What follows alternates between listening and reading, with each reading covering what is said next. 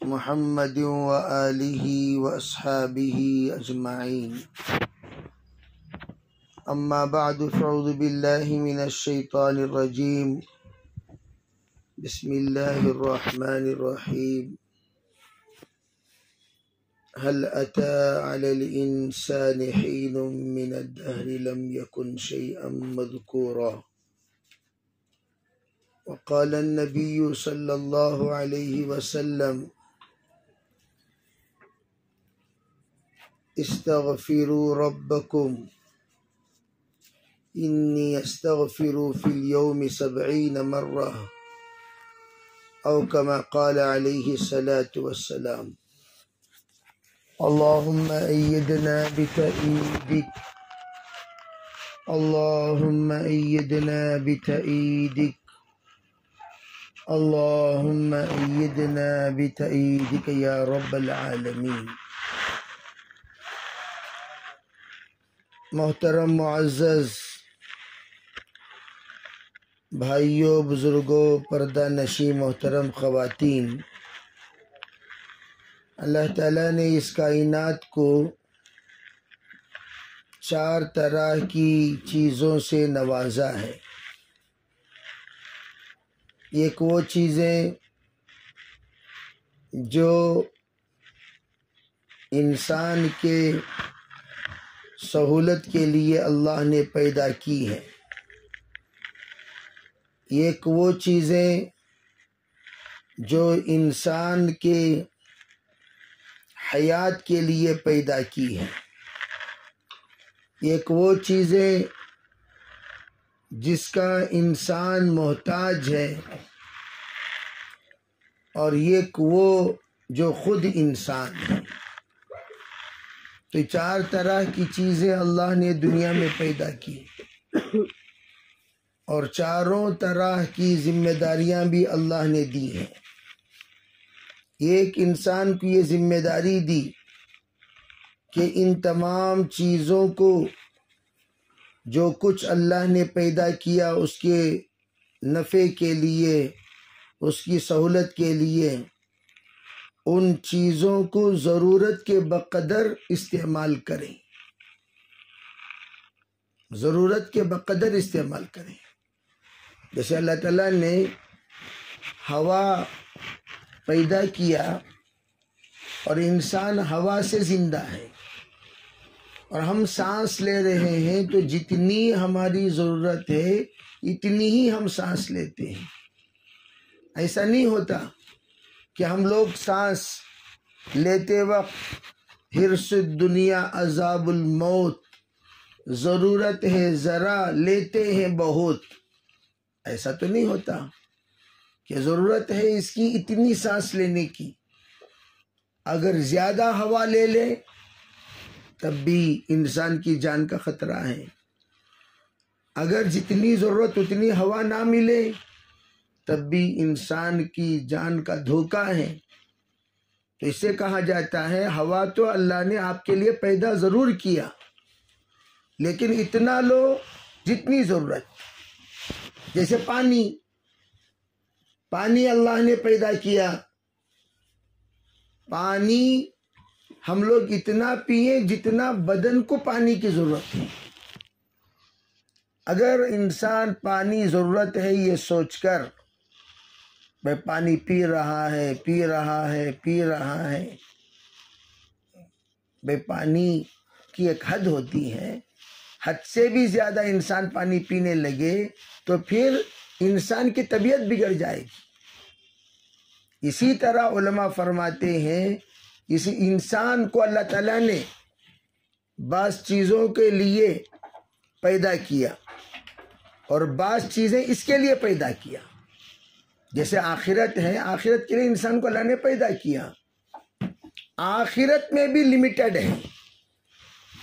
توجہ سے بات سمجھنا، آخرت بھی اتنا اپنانے کا حکم ہے جتنا اپنانے کا اللہ کے رسول علیہ السلام نے بتایا۔ ایسا نہیں کہ ان لمیٹڈ آپ کام کرتے رہو۔ جیسے ایک مرتبہ حضرت مولانا انعام الحسن صاحب رحمۃ اللہ علیہ یہ کہا کرتے تھے کہ ہم جس وقت آرام کریں، آرام اتنا کریں جتنا آرام کی ضرورت ہے۔ اگر کوئی حد سے زیادہ آرام کرے، حد سے زیادہ آرام کرے، یعنی کیا مطلب؟ وہ آرام کرتا رہا، جب بھی پوچھو آرام، جب بھی پوچھو آرام، جب بھی پوچھو آرام، تو کیا کہیں گے؟ ارے بھئی یہ تو سوماری ہے۔ جب اسے پوچھا جا رہا ہے آرام کرنے کو کہتا ہے، آرام حد سے زیادہ نہیں، اتنا آرام کرے جتنا آرام کرنے کا حکم ہے۔ اسی طریقے سے کھانا اتنا کھائے جتنا بدن کو تقاضا ہے، کام اتنا کریں جتنا کام کا تقاضا ہے، حد سے زیادہ کام کرنا منع ہے۔ حضرت نبی علیہ الصلاۃ والسلام مدینہ منورہ آنے کے بعد تمام صحابہ کرام کا جوڑا بنائے، تمام صحابہ کرام کا جوڑا بنائے۔ تو اس وقت میں حضرت ابو ذر، توجہ سے یہ بات سمجھنا، حضرت ابو ذر غفاری ان کا بھی جوڑا بنایا گیا، حضرت ابو دردہ ان کا بھی جوڑا بنایا گیا۔ تو حضرت ابو دردہ رضی اللہ تعالی عنہ کا جوڑا حضرت سلمان فارسی سے بنا۔ کس سے؟ حضرت سلمان فارسی۔ حضرت سلمان فارسی ایک طرف اور ایک طرف حضرت ابو دردہ رضی اللہ تعالی عنہ، ان دونوں کا ابو ذر رضی اللہ تعالی عنہ۔ اب حضرت سلمان فارسی کو لے کر حضرت ابو ذر رضی اللہ تعالی عنہ گھر تشریف لائے۔ جب گھر تشریف لائے، عجیب حدیث ہے، کھانا گینا کھانے کے بعد حضرت ابو ذر مصلی لے کر نکلے، کہے کے لیے مصلی لے کر کیوں نکلتے ہیں؟ تو حضرت سلمان فارسی نے حکم دیا، آرام کرو۔ کیا کہا سلمان فارسی نے؟ آرام کرو۔ وہ پریشان ہو گئے۔ تو حضرت سلمان فارسی کا حکم ایسا تھا کہ حضرت ابو ذر ضد نہیں کر سکتے تھے، ضد، تو انہوں نے فوراً آرام کر لیا۔ پھر حضرت ابو ذر رضی اللہ تعالیٰ عنہ نماز کے لیے کھڑے تو فرمایا او بھائی آرام کرو۔ پھر حضرت ابو ذر رضی اللہ تعالیٰ عنہ نماز کے لیے کھڑے تو فرمایا بھائی آرام کرو۔ 3 مرتبہ انہوں نے آرام کرایا۔ اب وہ 3 مرتبہ جو آرام کرا ہے تو حضرت سلمان فارسی کے آرام کرانے پر حضرت ابو ذر 4 مرتبہ اٹھے نہیں، آرام کر رہے ہیں۔ تو اب 4 مرتبہ جب وقت آ گیا تہجد کا وقت تو شروع ہو جاتا ہے، لیکن حضرت ابو ذر کو 1 بار 2 بار 3 بار آرام کرانے کے بعد 4 مرتبہ حضرت سلمان فارسی کا قم فصلی، کھڑے ہو جاؤ اب نماز پڑھو۔ اب دونوں مل کر نماز پڑھے۔ حقیقت میں حضرت ابو ذر کی شکایت حضرت سلمان فارسی سے کسی نے کی کہ یہ پوری رات نماز پڑھتے ہیں۔ یہ کیا کرتے ہیں؟ ارے بھائی پوری رات نماز پڑھتے ہیں۔ کہا یہ پوری رات نماز پڑھنا یہ اسلام کا تقاضا نہیں ہے۔ پھر کہا کہ دیکھو بھائی آنکھوں کا حق ہے، یا ابا ذر، باقاعدہ فرمایا اے ابو ذر سنو، آنکھوں کا حق ہے، بدن کا حق ہے، اپنا بیوی کا حق ہے، اپنے نیند کا بھی حق ہے۔ ان لبدنک علیک حق وان لعینک علیک حق۔ حالانکہ حضرت ابو ذر رضی اللہ تعالیٰ عنہ بڑے زبان کے اعتبار سے سخت تھے۔ حضرت ابو ذر کی جو زبان ہے وہ بہت سخت۔ ایک مرتبہ حضرت ابو ذر نے کسی کو برا بھلا کہا، اتنا برا بھلا کہا کہ کہ حضرت ابو ذر کے برا بھلا کہنے کی شکایت حضور صلی اللہ علیہ وسلم سے جا کر انہوں نے دی جن کو انہوں نے گالی دی۔ آپ علیہ السلام کو غصہ آ گیا، ناراض ہوا، آپ نے بلایا ابو ذر کو ادھر آؤ، کہنے لگے یا ابا ذر عیرتہ بأمی، یا ابو ذر تو نے ان کو ان کی ماں کے بارے میں برا بھلا کہا؟ ارے بھائی ان کو تو نے ان کے ماں کے بارے میں برا بھلا کہا، کیوں کہا؟ پھر کہا انک امرؤ فیک جاہلیہ، ابو ذر تم ایسے انسان ہو تمہارے اندر ابھی بھی زمانے جاہلیت کی عادت موجود ہے، کیا ضرورت ہے برا بھلا کہنے کی؟ یہ بات کہی اور پھر فرمایا ابو ذر سنو، جو تمہارے غلام ہیں غلاموں کے بارے میں برا بھلا کہنے کی اجازت نہیں ہے، اخوانکم خولکم، یہ بات فرمائی، اخوانکم خولکم، کیا مطلب؟ تمہارے جو غلام ہیں ان کو اللہ تعالیٰ نے تمہارے ماتحت دیے ہیں، تمہارے بھائی ہیں وہ، حقیقت میں وہ بھی انسان ہے، آدم کی اولاد، یہ بھی انسان ہے، آدم کی اولاد۔ اللہ نے تمہیں امیر بنایا، ان کو مامور بنایا، اللہ نے تمہیں مال دیا، ان کو نہیں دیا، اللہ نے تمہیں مخدوم بنایا، ان کو خادم بنایا، اللہ نے ان کو تجھے بڑا بنایا، اسے چھوٹا بنایا، تو اس کا مطلب کیا؟ جو چاہے تم کہو؟ کہ نہیں ابو ذر ایسی بات نہیں ہے۔ فرمایا جعلہم اللہ تحت ایدیکم، اللہ نے ان کو تمہارے ماتحت بنایا ہے، تو تم اس کی قدر کرو، عزت کرو، برا بھلا مت بولو۔ فرمایا جو بھی تمہارے ساتھ ہیں، جو بھی تمہارے نوکر ہیں، جو بھی تمہارے ملازم ہیں، ان کے ساتھ تمہارا برتاؤ کیسا ہونا چاہیے؟ فَلْيُطْعِمْهُ مِمَّا يَأْكُلْ، فرمایا ہر انسان کو چاہیے جو خود کھاتا ہے اپنے ملازمین کو کھلائے، جو خود پہنتا ہے اپنے ملازمین کو پہنائے، یہ بات فرمائے۔ تو حضرت ابو ذر رضی اللہ تعالی عنہ جب سے حضور نے یہ نصیحت فرمائی بہت پابند ہو گئے۔ ہر انسان کے اندر تھوڑی تھوڑی بگاڑ ہوتی ہے، میں یہ بتانا چاہتا ہوں، یعنی ہر صحابی اٹھاتے ہی پورے بزرگ نہیں بن گئے، دھیرے دھیرے حضور نے ان کی تربیت کی، آہستہ آہستہ تربیت کرتے کرتے ان کے اندر تبدیلی آئی۔ ہماری دعوت کی محنت کا مقصد بھی یہی ہے، دھیرے دھیرے دھیرے دھیرے تربیت۔ کسی کے اندر زبان کی سختی ہوتی ہے، کسی کے اندر مزاج کی سختی ہوتی ہے، کسی کے اندر طبیعت کی سختی ہوتی ہے، کوئی جھگڑالو ہوتا ہے۔ حضرت تھانوی رحمۃ اللہ علیہ کے خدمت میں ایک آدمی رہتے تھے، بہت سخت زبان تھی ان کی، وہ جو بھی مہمان آتے تھے بہت سخت بات کرتے تھے۔ ایک مرتبہ حضرت کے مریدین نے شکایت کی، حضرت یہ اتنی سخت بات کرتے ہیں، ذرا بولیے ان کو۔ تو حضرت نے فرمایا اللہ کا شکر ہے یہ اب یہ باتیں کر رہا ہے، اس سے پہلے تو اس سے بڑی بڑی باتیں کرتا تھا، اس سے بڑی بڑی باتیں کرتا تھا۔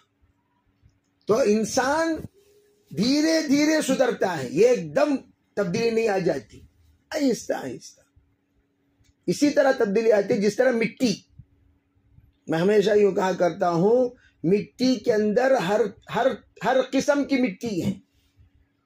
بعض مٹی ہے جس کے ذریعے سے تعمیر کی جا سکتی ہے، بعض مٹی ہے جس کے ذریعے سے کاشتکاری کی جا سکتی ہے، بعض مٹی ہے جس کے ذریعے سے آپ زعفران اگا سکتے ہیں، بادام اگا سکتے ہیں، پستہ اگا سکتے ہیں، اخروٹ اگا سکتے ہیں، سیب اگا سکتے ہیں۔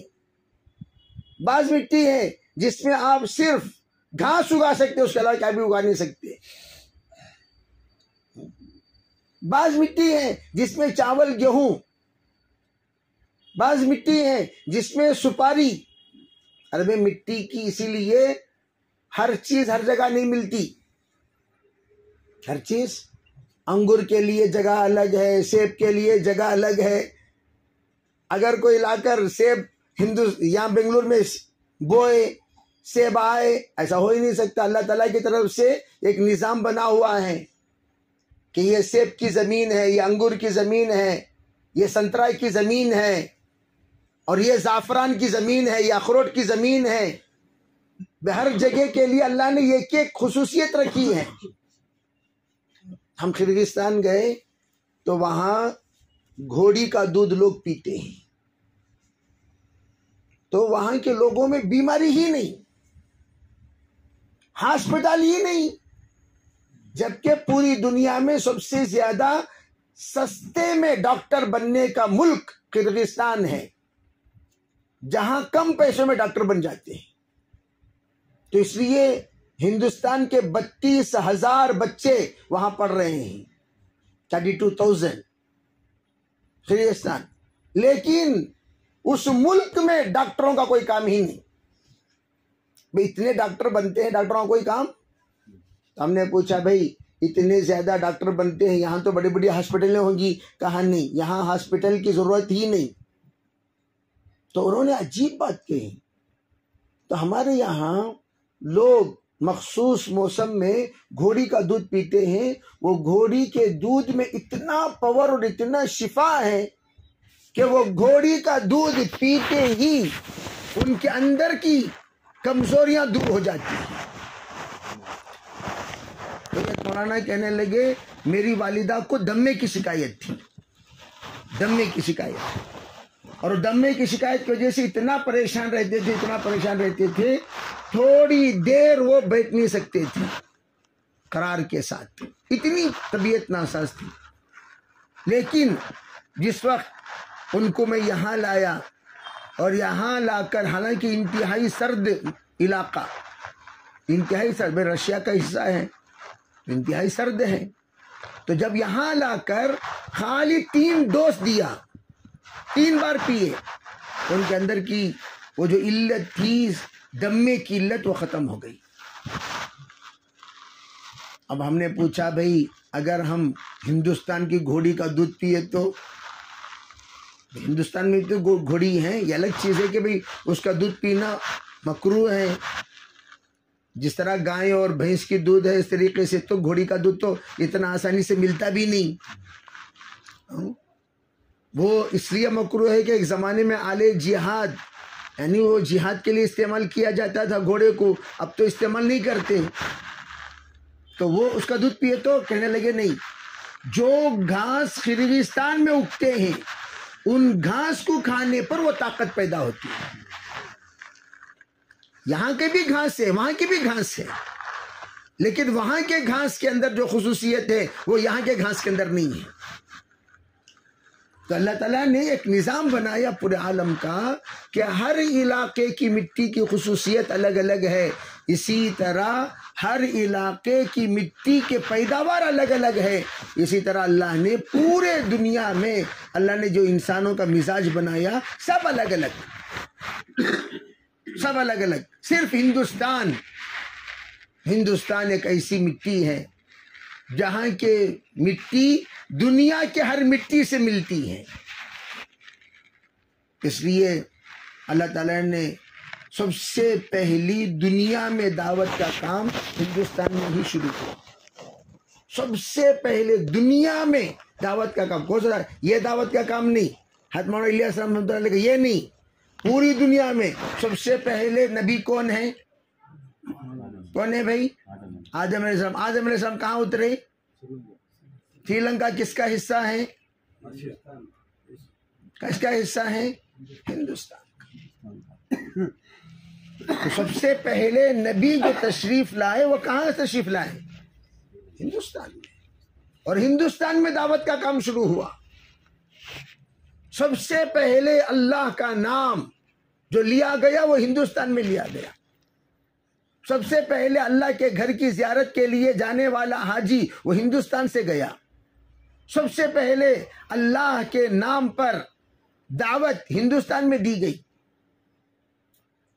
سب سے پہلے جبرائیل علیہ السلام کی آمد دنیا میں وہ ہندوستان میں ہوئی۔ سب سے پہلی وحی ہندوستان میں نازل ہوئی،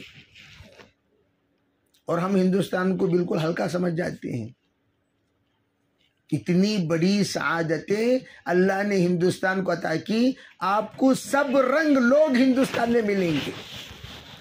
کسی ملک میں آپ کو ایسا رنگ والے نہیں ملیں گے. ہر رنگ والے آپ کو کہاں ملیں گے؟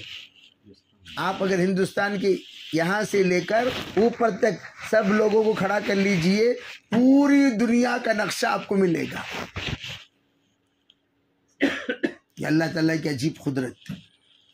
تو اللہ نے ہندوستان کو دعوت کے کام سے جو نوازا، اس کی حکمت حضرات علماء یہ لکھتے ہیں کہ اس کی حکمت یہ ہے کہ اللہ نے ہر مزاج والوں سے ملنے کی اور ہر مزاج والے کو سہنے کی، ہر مزاج والے سے جڑنے کی اور ہر مزاج والے کو جوڑنے کی صلاحیت ہندوستانیوں کو اللہ نے دیا ہے. اس لیے اللہ نے یہاں اس کو پورے عالم کے لیے قبول کیا. تو ہماری جو ذمہ داری ہے وہ چھوٹی ذمہ داری نہیں ہے. وہ صفات اللہ نے عربوں کو عطا فرمایا اور وہ صفات اللہ نے پھر ہمیں عطا کیا. تو ہم ایک اعتبار سے اللہ کے طرف سے مصطفیٰ ہیں. اللہ کی طرف سے کیا ہیں؟ مصطفیٰ ہیں، چنندہ ہیں. ہم اللہ کی طرف سے کیا ہیں؟ چنندہ، منتخب شدہ، سلیکٹڈ، وتاؤٹ الیکٹڈ. سلیکٹڈ کیا مطلب؟ بغیر الیکشن کے اللہ نے سلیکشن کر لیا. ایک ہے الیکشن میں سلیکشن کرنا، ایک ہے بغیر، اسے کہتے ہیں اعزازی انتخاب. اسے کیا کہتے ہیں؟ اعزازی انتخاب. وہ دعوت کے کام کے لیے اللہ نے قبول کیا. تو ہمارے مرد اور ہماری عورتیں یہ سب کے ساتھ جڑ جانے کی اللہ نے ان کو صلاحیت دی ہے. چنانچہ پوری دنیا کے پیداوار، پورے عالم میں جتنی چیزیں پیدا ہوتی ہیں وہ ہندوستان میں پیدا ہوتی ہیں. آپ دیکھ لیجئے، کون سی بھی چیز یہ ہندوستان میں پیدا نہیں ہوتی ایسا آپ بول نہیں سکتے. تمام ممالک میں آپ چلے جائیے، کسی میں 2 پھل، کسی میں 3 پھل، کسی میں 4 پھل، کسی میں 5 پھل، لیکن ہندوستان میں ہر پھل آپ کو ملے گی. ہر پھل آپ کو ملے گی.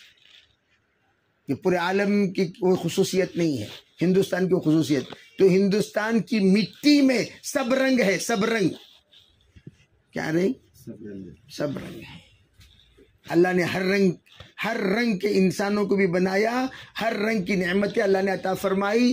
ہر صفات والے انسان یہاں ملیں گے، ہر مزاج والے انسان یہاں ملیں گے. تو اللہ تعالیٰ نے اس لیے بنایا کہ ہم سب کو لے کر چلنے والے ہیں.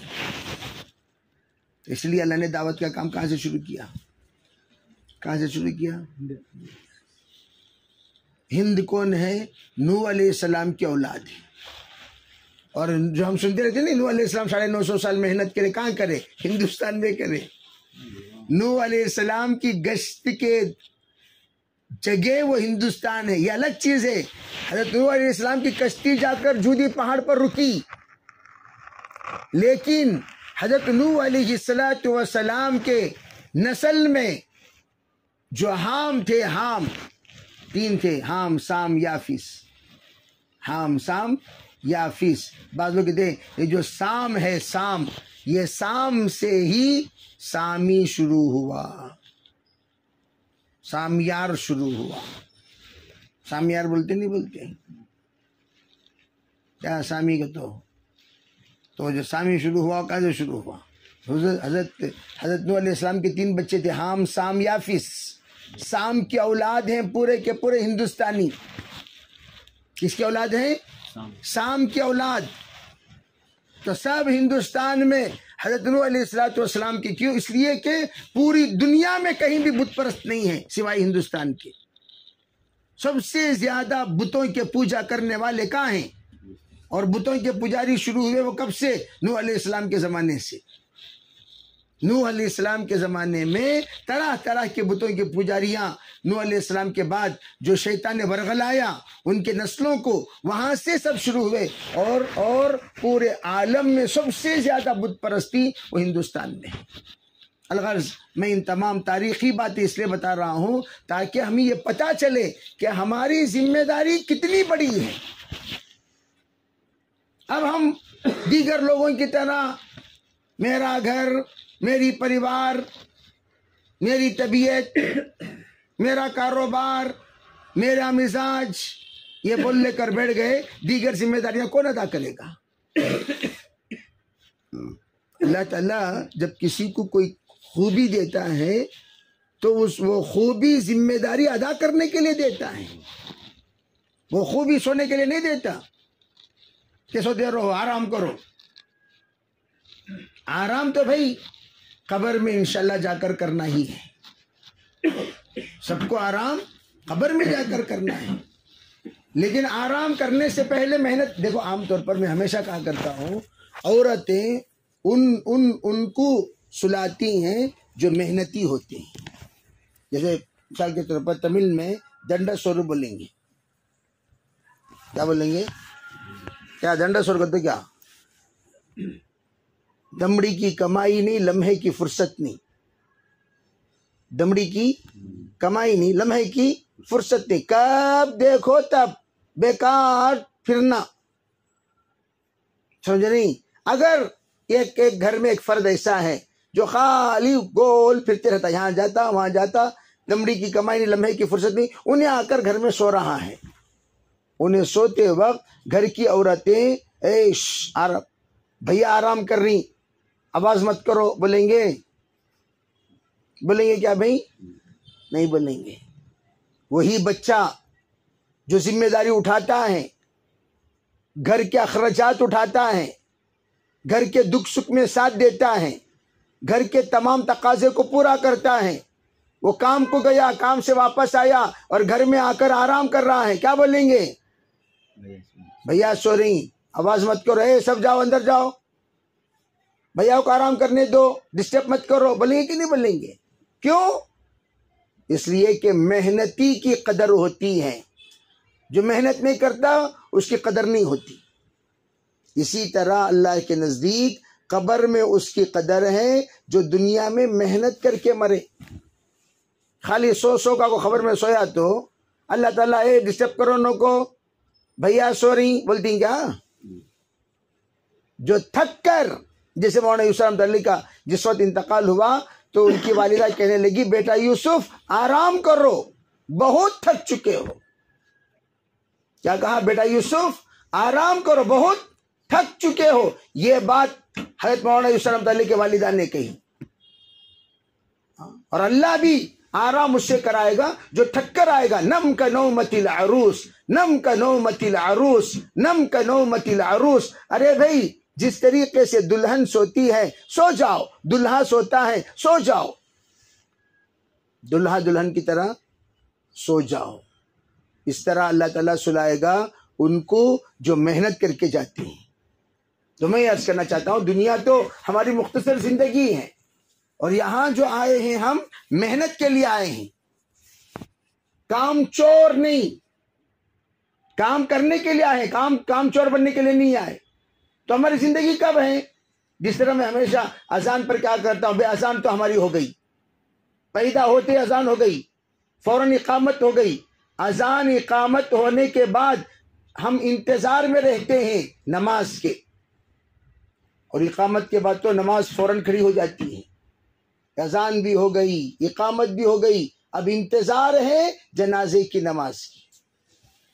جنازے کی نماز میں اذان ہے، جنازے کی نماز میں اقامت ہے، عربی اس کی تو اذان و اقامت ہو چکی ہے، اب بس نماز کھڑی ہونے والی ہے۔ اب نماز ہماری نماز پڑھائے جانے سے پہلے نماز پڑھ لو۔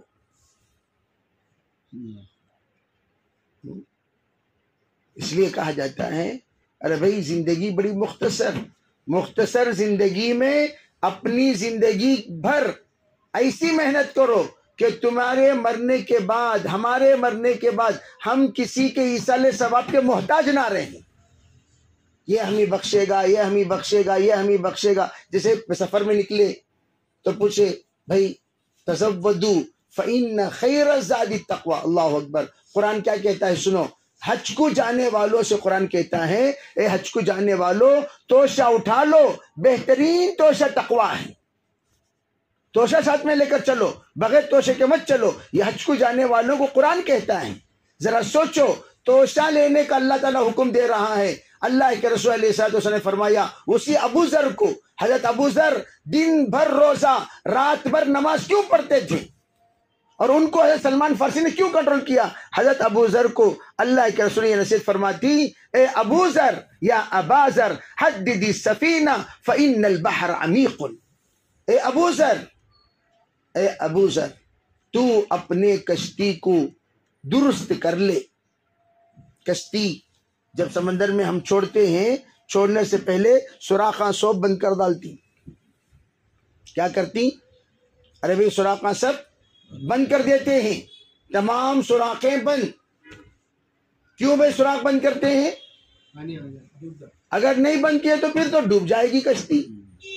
فرمایا اے ابو ذر جددی السفینہ حددی السفینہ، اے ابو ذر اپنی کشتی کو درست کر لو، سوراخیں بند کر لو، اس لیے کہ جس سمندر پر سے تمہیں سفر کرنا ہے وہ سمندر بڑا گہرا ہے۔ اب ہم لوگوں کو نصیحت آپ نے فرمائی کہ ہم اپنے اعمال کو خالص کر لیں۔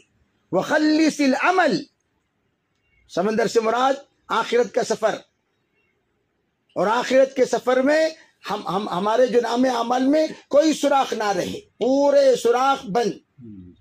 اگر وہاں پر ریاکاری کا سوراخ، دکھلاوے کا سوراخ، نام و نمود کا سوراخ، گناہوں کا سوراخ رہے گا، کشتی کیا ہو جائے گی؟ خلص العمل، فرمایا اے ابو ذر اپنے عمل کو خالص کر لو۔ کیوں؟ فإن الناقد بصیر، اس لیے کہ جو اس عمل کو جانچنے والا ہے بڑی بڑی گہری نظر رکھنے والا ہے، بڑی۔ خلص العمل فإن الناقد بصیر، اے ابو ذر اس عمل کو خالص کر لو۔ جیسے ہم لوگوں کو سنار کی دکان میں کوئی چیز بیچنے کے لیے گئے تو انہیں یوں لگا لے، کوئی دوربین یوں دیکھتا، دیکھو ہی نہیں، دیکھو ہی کیا دیکھتا ہے، سو یوں گھس کو دیکھتا، اوریجنل سونا کیا، یوں دیکھتا، پھر تولتا، کنکر سب نکال دیتا، تول کر خالص سونے کی قیمت بتاتا، تمام زائد چیزوں کو نکالنے کے بعد خالص سونے کی قیمت بتاتا۔ اسی طرح علماء کہتے ہیں کہ اللہ تعالیٰ دیکھے گا عمل کو، نماز کیسی پڑھا نے، روزہ کیسے رکھا، اس کے اخلاق کیسے ہیں، اس کی عادتیں کیسی ہیں، اس کی عبادتیں کیسی ہیں، اس کے شب و روز کیسی ہیں، اس کا برتاؤ کیسا ہے، اس کا دل کیسا ہے، اس کی نظر کیسی ہے، سب اللہ دیکھے گا۔ جنت اٹھا کر یوں تھوڑی دے دے گا اللہ تعالیٰ۔ خلص العمل، خالص اللہ کے لیے ہر عمل کر، دیکھنے والا بڑی گہری نظر سے دیکھنے والا ہے۔ فإن الناقد بصیر، وخفف الحمل، گناہوں کا بوجھ کم کر لے۔ فإن لقية قود، اس لیے کہ ابو ذر جس گھاٹی پر سے تجھے گزرنا ہے وہ گھاٹی بہت سخت گھاٹی ہے، بہت اوپر یوں ہے، اوپر چڑھنا ہے گھاٹی پر، تو اگر بوجھ زیادہ رہے گا چڑھ سکیں گے؟ تو کیا بتایا؟ جتنا لمبا سفر، اتنی سفر کی تیاری کر لو، یعنی اتنی زیادہ اپنے آپ کو اللہ کے تابعدار بناؤ، وفادار بناؤ، اور اعمال کو خالص اللہ کے لیے کرو، اور گناہوں کا بوجھ ہلکا کرو، بس اللہ تعالیٰ جنت میں داخلہ آسان کر دے گا۔ یہی دعوت کا پیغام ہے کہ ہم اپنے آپ کو، دعوت کیا ہے؟ دعوت کہتے ہیں قبر کے 3 سوالات، حشر کے 5 سوالات کی تیاری کا نام، آسانی کے ساتھ اس کو کہتے ہیں دعوت۔ دعوت لمبی چوڑی بات نہیں ہے، ہر وہ انسان جس کو قبر میں جانا ہے، قبر کے 3 سوالات اور حشر کے 5 سوالات کی تیاری کا نام دعوت ہے۔ یہ 8 سوالات کو ہم اپنے ڈائری میں لکھ کر ہم اپنی زندگی کا جواب لکھیں تو ہمیں سمجھ میں آ جائے گا کتنے % ہم کامیاب، کتنے ناکام۔ اس لیے سب سے گزارش ہے کہ اللہ تعالیٰ اسی لیے ہم لوگوں کو زندگی کا موقع دیا، اور الحمدللہ اسی میں ہمیشہ کہا کرتا ہوں، یہ جتنے جوڑ ہیں یہ تمام جوڑ کیوں ہیں؟ اصل یہ جوڑ آخرت میں ہونے والا ہے بھئی۔ یہ تمام جوڑ ہم چھوٹے چھوٹے جوڑ کرتے ہیں بڑے اجتماع کے لیے، تمام اجتماع کرتے ہیں کیوں؟ اصل اجتماع کے لیے جو آخرت کے دن اللہ کی صدارت میں اجتماع قائم ہوگا، نظامت جناب محمد رسول اللہ صلی اللہ علیہ وسلم کی ہوگی، سب کے زبانوں پر چپی ہوگی، چپی، کوئی نبی کو لب کشائی کرنے کی ہمت نہیں ہوگی، صرف اور صرف سرکار دو عالم صلی اللہ علیہ وسلم اللہ کے جلال سے حاصل کرنے کے لیے سجدہ ریز ہو کر مقام محمود پر اللہ کو پکار کر اللہ تعالیٰ سے امت کے خاطر رحم طلب کریں گے۔ وہ وقت آنے سے پہلے یہ تمام جوڑے ہیں تاکہ آخرت کی رسوائی سے ہم بچیں، اس لیے اللہ نے دعوت کا کام ہمیں دیا۔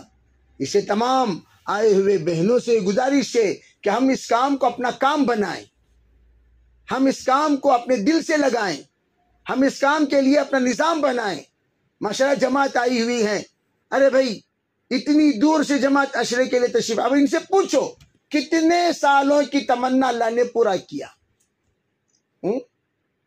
کہ جماعت گزشتہ ریٹائرمنٹوں کی جماعت آئی، ریٹائرمنٹ، میں ان لوگوں سے بات کرتے ہوئے کہا، ہم لوگ ہمارے اکابر کہتے ہیں کہ زندگی کی پہلی فرصت میں 4 مہینے نکلو، پہلی فرصت 4 مہینے نکلو۔ اب میں نے کہا ریٹائرڈ ہو گئے تھے، پورے بزرگاں تھے، میں نے کہا ہماری پہلی فرصت کا ٹائم ختم ہو گیا، اب ہمیں آخری فرصت میں ہیں۔ اسی طرح ہم سب آخری فرصت میں ہی، سو پہلی فرصت سب چلے گئے، وہ پہلی فرصت بالکل کھڑے ٹھکائے سو بس سے، اب ہمیں کون سی فرصت میں ہی؟ کب اللہ تعالیٰ کی طرف سے بلاوا آ جائے گا نہیں معلوم، اس سے پہلے ہم سب کو اپنی زندگی میں تبدیلی لانا ہے۔ اس کے لیے اللہ کے راستے میں نکلنے کا نظام بناؤ۔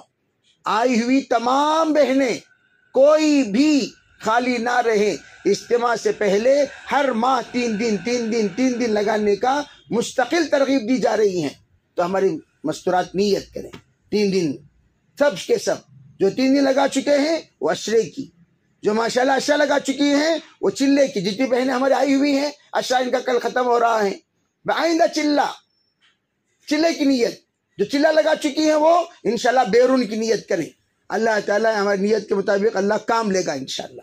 اسی طرح اپنے مقامی کام کی بھی فکر کریں، ہمارے گھر کے اندر تعلیم کا، گھر کے اندر نماز کا، گھر کے اندر 6 نمبر کے مذاکروں کا، گھر کے اندر تشکیل کا، گھر کے اندر سنتوں کے اہتمام کا، گھر کے اندر آداب کے اہتمام کا، گھر کے اندر اکرام کا۔ گھر کو ہم قبرستان نہ بنائیں، گھر کو مسجد بنائیں، مدرسہ بنائیں، خانقاہ بنائیں، مرکز بنائیں۔ یہ سب ہماری عورتیں اگر چاہیں گی تو راہیں ہزار ہیں، اگر عورتیں نہیں چاہیں گی بہانے ہزار ہیں۔ تو ہی نہ چاہے تو بہانے ہزار ہیں، اگر تو چاہے تو راہیں ہزار ہیں۔ تو سب نیت کریں گے انشاءاللہ بھائی، تمام خواتین نیت کریں، تشکیل کریں، انشاءاللہ پرچی بھیجیں، دعا ہو جائے گی۔ اللہ عمل کی توفیق عطا فرمائے۔